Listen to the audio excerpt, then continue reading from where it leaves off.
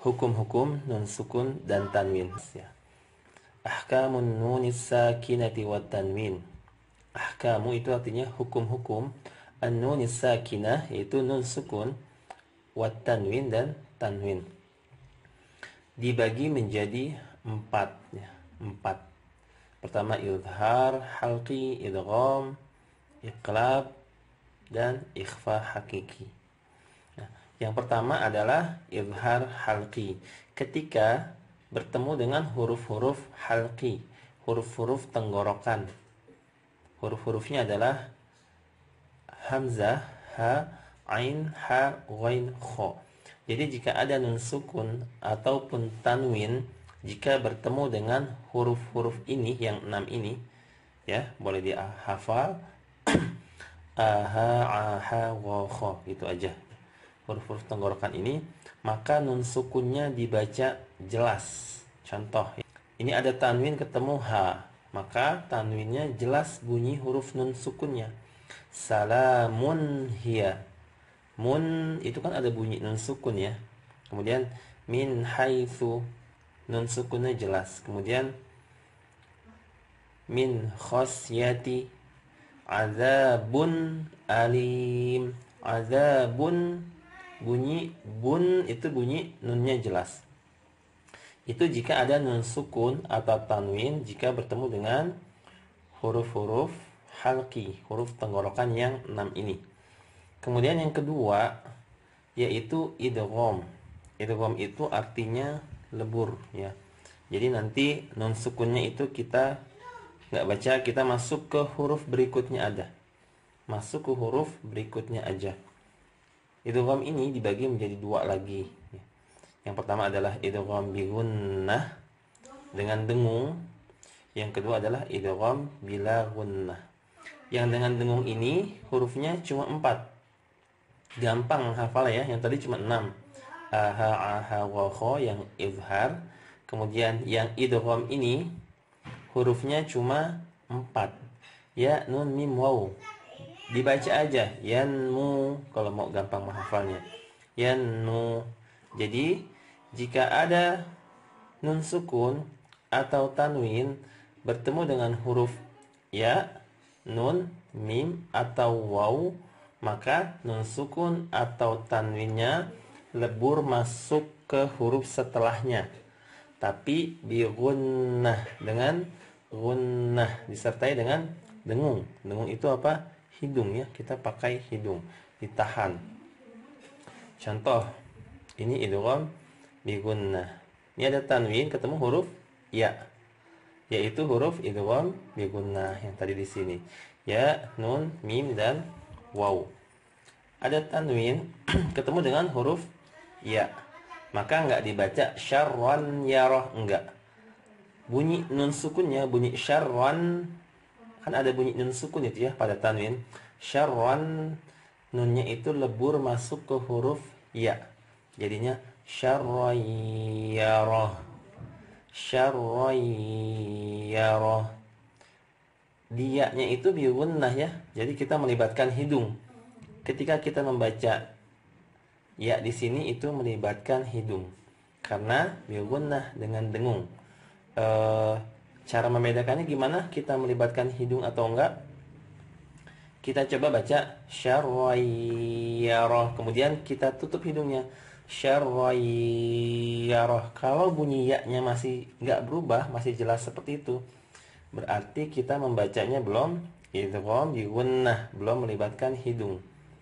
Kalau kita melibatkan hidung maka seperti ini, ada dengung ketika di ya-nya. Syarrayyarah. Coba saya tutup ketika dia-nya, maka dia suaranya akan berubah. Syarwai. Bahkan mati, hampir mati, karena kita ketika membaca ya melibatkan hidung. Itulah yang namanya idgham bi gunnah. Contoh lagi huruf waw. Min warai. Min warai, ini ada nun sukun ketemu waw, berarti idgham bi gunnah. Nunnya diidghamkan, dileburkan masuk ke huruf waw. Jadi nunnya nggak dibaca lagi. Tapi ingat bi gunnah dengan dengung. Jadi bacanya min warai. Jangan kita hanya membaca huruf waw aja.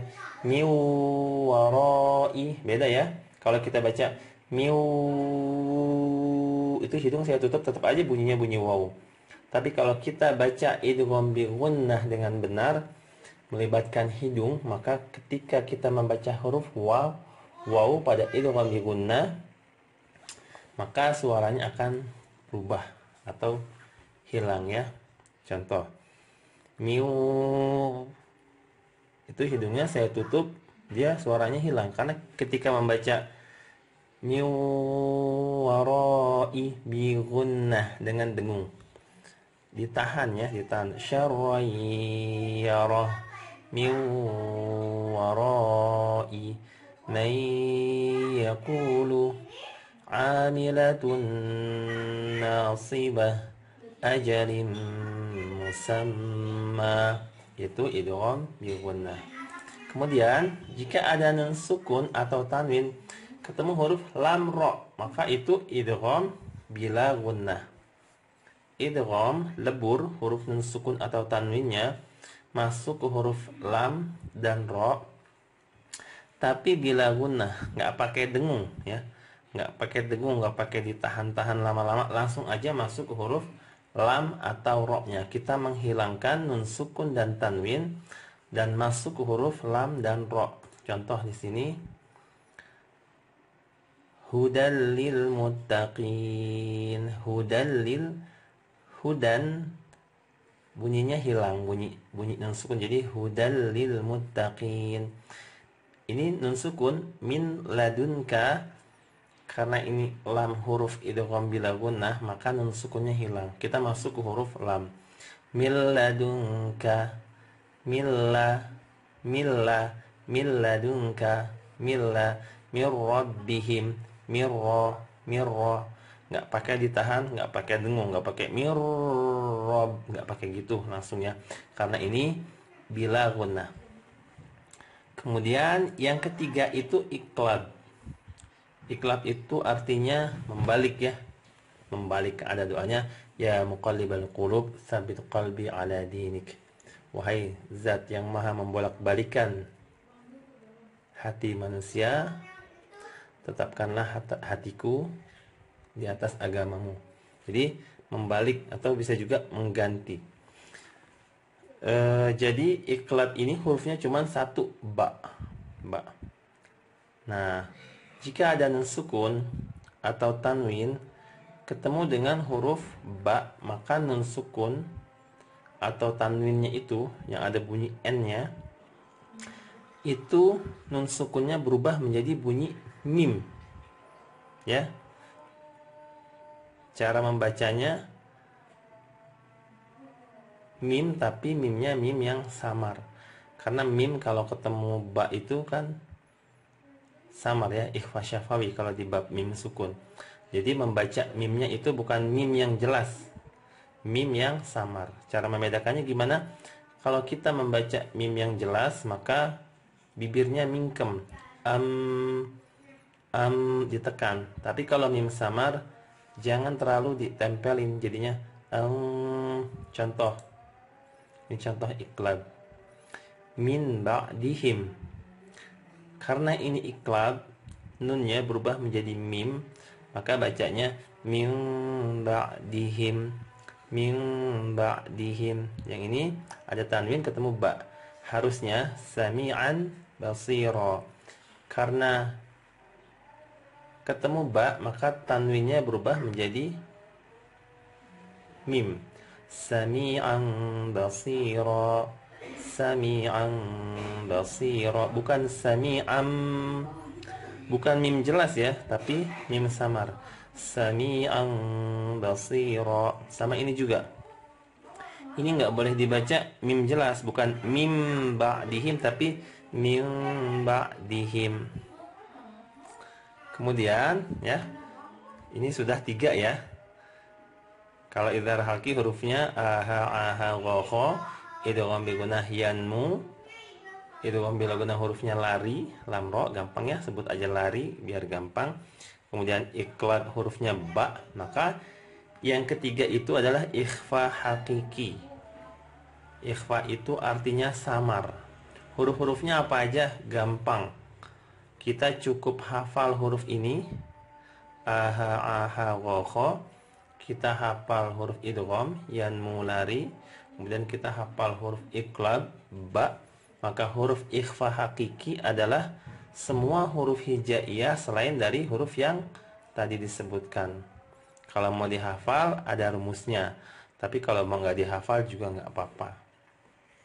Kalau mau dihafal rumusnya sif la sana kam jada syakhsun qad sama dum tayyiban zid fi tuqan zalima. Sif berarti sod, za berarti zal, sana berarti fa. Nah, gitu cara menghafalnya. Ikhfa artinya samar. Jadi jika ada nun sukun atau tanwin bertemu dengan huruf ikhfa ini yang 15 ini, maka nun sukun dan tanwinnya dibaca samar. Cara membedakannya gimana antara jelas dan samar? Jika jelas itu kita bunyi n, an, ini jelas ya. Yauma idzin salamun. Nah, kalau ikhfa itu bunyi n seperti bunyi n, tapi lidahnya jangan ditempel ya, ada agak ditahan. Contohnya min syai'in, harusnya kan min, lidahnya itu benar-benar benar-benar ditempelin kan ya, ditempelin ke atas. Tapi kalau ikhfa dia enggak ditempelin, ditahan. Min syai'in fa in ja'uka likullin ja'alna.